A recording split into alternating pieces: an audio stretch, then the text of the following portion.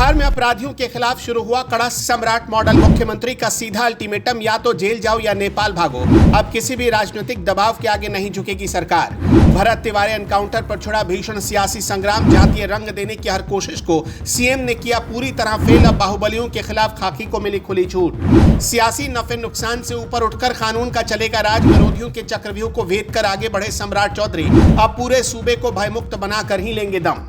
बिहार की राजनीति में इन दिनों एक नया नैरेटिव तेजी से आकार ले रहा है। मुख्यमंत्री की कुर्सी पर सम्राट चौधरी के बैठने के बाद सूबे की कानून व्यवस्था को लेकर एक बिल्कुल अलग तेवर दिखाई दे रहा है। भरत तिवारी एनकाउंटर को लेकर चाहे जितने भी राजनीतिक तीर चले हों और सत्ता से लेकर विपक्ष तक के बड़े चेहरों ने सवाल उठाए हों, लेकिन इन तमाम विरोधों के बीच मुख्यमंत्री सम्राट चौधरी ने साफ कर दिया, बिहार में अब सिर्फ और सिर्फ सम्राट मॉडल ही चलेगा। अपनी ही सरकार के कुछ कद्दावर नेताओं की नाराजगी के बावजूद मुख्यमंत्री ने अपराधियों के खिलाफ जो सख्त रुख अख्तियार किया, उससे यह साफ है कि वो किसी के दबाव के आगे झुकने वाले नहीं है। अब जरा समझने की कोशिश करते हैं कि आखिर सम्राट चौधरी क्यों ये कह रहे हैं। भरत तिवारी एनकाउंटर के बाद उठे विरोध के बवंडर का सामना करते हुए सम्राट चौधरी ने दो टूक कहा कि बिहार के भीतर अब किसी भी अपराधी के लिए कोई जगह नहीं बची। उन्होंने साफ संदेश दिया कि चाहे कोई कितना भी पैरवी कर ले या किसी गुनहगार के पक्ष में माहौल बनाने की कोशिश करे, सरकार के कदम पीछे नहीं हटेंगे। मुख्यमंत्री का साफ कहना है कि वो अपराध के सामने कभी घुटने नहीं टेकने वाले और सूबे को पूरी तरह भयमुक्त बनाकर ही दम लेंगे।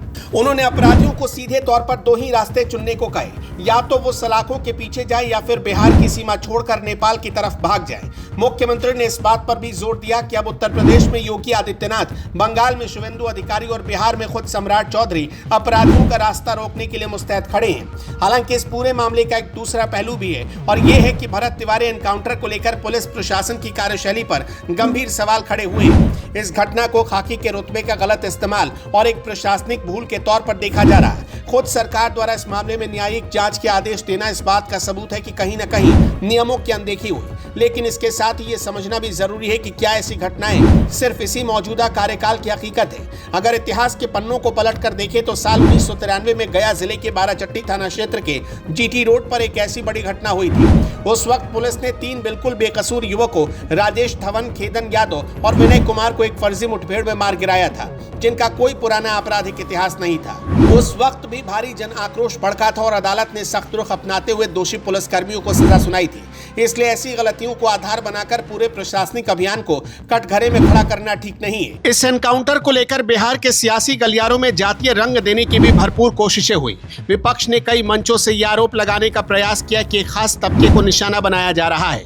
भरत तिवारी की मौत के बाद इस पूरे मामले को सरेआम सवर्ण बनाम पिछड़ा वर्ग की लड़ाई के रूप में पेश करने की कोशिश की गई। लेकिन अगर आंकड़ों और हालिया इतिहास पर नजर डाले तो ये थ्योरी पूरी तरह खोखली साबित होती है। करीब 3 महीने पहले ही मोतिहारी में एसटीएफ ने एक बड़ी कार्रवाई को अंजाम दिया। वहां कुंदन ठाकुर और प्रियांशु दुबे नाम के 2 कुख्यात अपराधियों को पुलिस मुठभेड़ में ढेर किया गया।